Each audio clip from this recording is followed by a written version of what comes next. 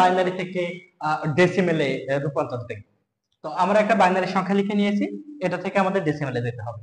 তো যে কোনো সংখ্যা থেকে ডেসিমেলে যাইতে গেলে আপনাদের একটা কথা মাথায় রাখতে হবে, যে সংখ্যা থেকে আপনি ডেসিমেলে যাবেন সেই সংখ্যার বেস দ্বারা এই সংখ্যাগুলোকে গুণ করতে হবে। হ্যাঁ, তো আমরা এটা করি, আমরা এখানে সমান দিই, এই 1 গুণ বাইনারির বেস কত 2, তাহলে 2 লিখি। আচ্ছা, এটাকে আমরা ফার্স্ট ব্র্যাকেট দিয়ে এটা দিই, তাহলে আমাদের বুঝতে সুবিধা হবে।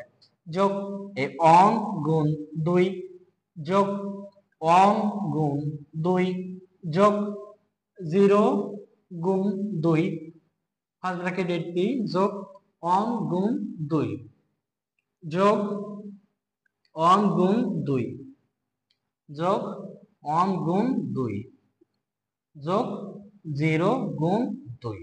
আচ্ছা, এবার আমরা দেখি, আমরা যে দশমিকটা লিখেছিলাম এটাকে তো আমরা জানি সবাই রেডিক্স পয়েন্ট বলে। এই রেডিক্স পয়েন্টের বাম দিকে থাকে পূর্ণ সংখ্যা এবং ডান দিকে থাকে ভগ্নাংশ। তো যেগুলো পূর্ণ সংখ্যা আছে এই পূর্ণ সংখ্যার প্রত্যেকটা সংখ্যায় 1 2 3 4 এভাবে বাড়তে থাকবে, আর ভগ্নাংশে -1 -2 -3 এভাবে বাড়তে থাকবে উল্টা করে। হ্যাঁ, তো একদম দশমিক যে সংখ্যাটা তার অর্থাৎ এই শেষ যে অনটা বা শেষ যে সংখ্যাটা থাকবে সেখানে তার উপর আমরা একটা অন সরি একটা জিরো দিয়ে রাখবো। হ্যাঁ, তারপর 1 2 3 4 এভাবে আসতে থাকবে 1 2 3 4। তারপর এদিকে কি হবে আমার -1 -2 -3 এভাবে যেতে থাকবে। তাহলে আমরা এবার লিখি, আচ্ছা 2 মানে 1 গুণ 2 এর পাওয়ার 4, আমরা তো জানি 2 এর সাথে 1 গুণ করলে 2 হয়। তো এটাকে যদি আমরা পাওয়ার 4 করি তাহলে 4টা 2 গুণ হয়, 2 1 এ 2 2 2 4 4 2 8 8 2 16, তাহলে 16 যোগ এই 2 এর পাওয়ার করলে কত হবে 8 হবে, যোগ এখানে 4 হবে সবাই জানেন, তারপর 0 আছে অর্থাৎ 0 হবে, তারপর 2 এর পাওয়ার 1 ই হয় আর কি।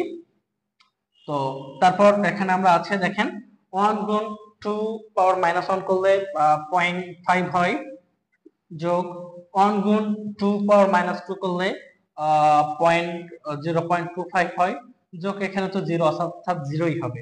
এবার এই যে সংখ্যাগুলো পেলাম প্রাপ্ত সংখ্যাগুলো, এই সংখ্যাগুলো যোগ করে দিলে মূলত আমাদের মান বের হয়ে যাবে। তাহলে আমরা একটু যোগ করি, 16 আর 24 আর 28 আর 29, 29 লিখলাম, 0.25 অর্থাৎ 0.25, তাহলে কত হবে 75 হবে আর কি।